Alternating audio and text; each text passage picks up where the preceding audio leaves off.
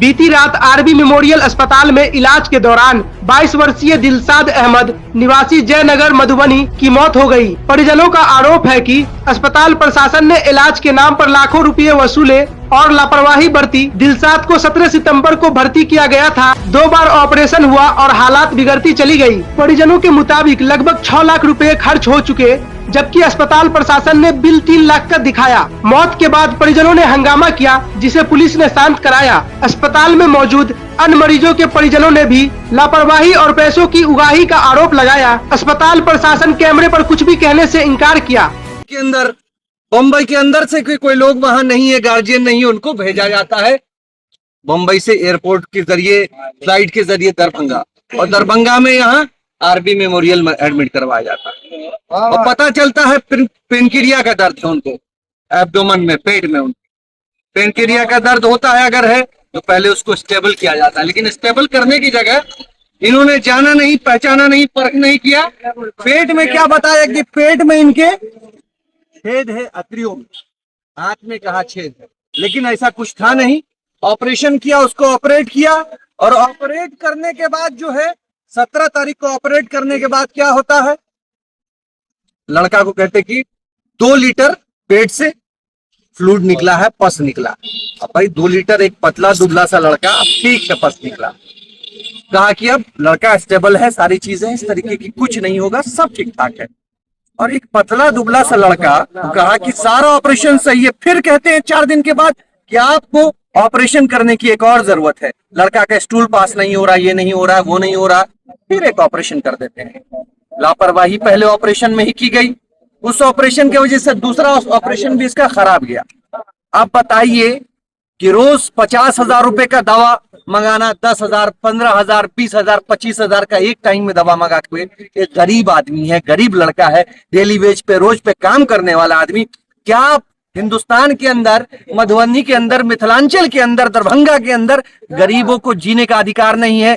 गरीब आदमी अपना इलाज सही नहीं करवा सकता है? इससे अच्छा तो सरकारी अस्पताल है। मैं डीएम साहब से यहाँ के अनुरोध करना चाहूंगा कि ऐसे अस्पतालों पे, जो अस्पताल है जिसने अड्डा खोल रखा है, किस चीज का अड्डा खोल रखा है, लोगों को लूटने का, ऐसे अस्पतालों पे सख्त कार्रवाई होनी चाहिए और ऐसे अस्पतालों पे ताला जड़ना चाहिए। और यहाँ के जितने भी जो लोग हैं जो काम करते हैं यहाँ पे हॉस्पिटल में, डॉक्टर्स हैं, उनकी डिग्रियों को भी जांच होनी चाहिए, किस प्रकार से कौन कर रहा है। डॉक्टर मुकेश नाम का एक व्यक्ति ऑपरेशन करता है, डॉक्टर कुणाल या कुंदन करके व्यक्ति है जो उनको देख रहा है और सारी चीजों को ऑब्जर्व कर रहा है।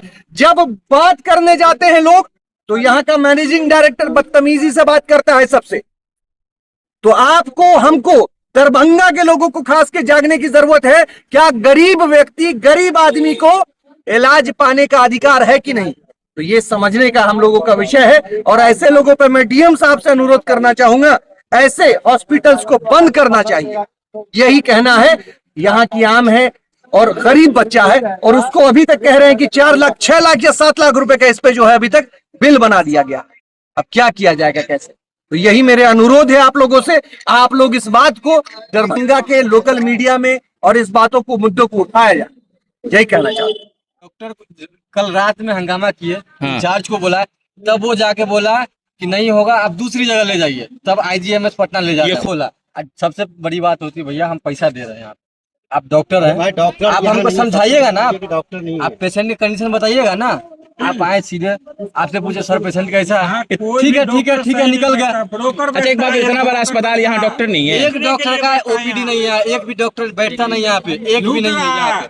आया, सब कॉल पे आया, बैठा, निकल गया। क्या बोल रहे थे आप, क्या बोल रहे थे?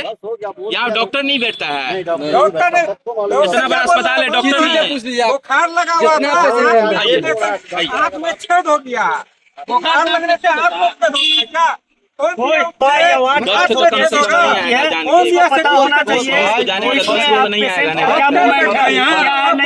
उससे खबर हम ले सकते हैं। वो डायरेक्ट बोलती है डॉक्टर से बात करो, सारा डॉक्टर से बात करो, डॉक्टर है क्या, वो आएंगे, जब आएंगे आप बात करो, ऐसा उसका क्या नाम है। जितना भी स्टाफ है सब उसी हिसाब से बात करते हैं। बताइए, ये उनका ऐसा काम तो नहीं है कि ये इस तरीके से वो बात करेगी, इस तरीके से वो बोलेगी या कोई भी हो। उनका सीधा क्या नाम होता है, डॉक्टर से बात करना। अरे तुम जो पेशेंट के साथ रहती है सिस्टर, वो सभी बोलती है ऐसे ही डॉक्टर से बात करना। अरे तुमको पूरा पता होना चाहिए कि अभी पेशेंट किस हिसाब में है। हर मिनट उसको देखती हो तो तुमको पता होना चाहिए कि अभी पेशेंट किस मोमेंट में है, अभी कैसा है, होश में है या बेहोश है, ये सारा तुमको पता होना चाहिए। लेकिन तुम सीधा बोलती है कि तुम डॉक्टर से बात करो। हम तुमसे तो खबर ले रहे हैं ना, सिर्फ तुम दवा मंगवाती है, फलाना दवा लेके आओ, जल्दी लेके आओ, बाहर जाओ सीधा। अभी तक 4 बजे से पहले तक उन्होंने दवा मंगवाया। दवा देने के बाद लास्ट में 5 बजे आकर कहते हैं कि इनका हार्ट अटैक हो गया। बताइए इसका इलाज चल रहा है कुछ का, ये हार्ट अटैक कहाँ से हो जाएगा इसका?